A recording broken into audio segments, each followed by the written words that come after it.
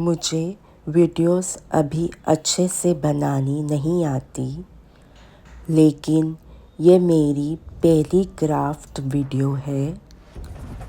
उम्मीद है आप लोगों को पसंद आएगी।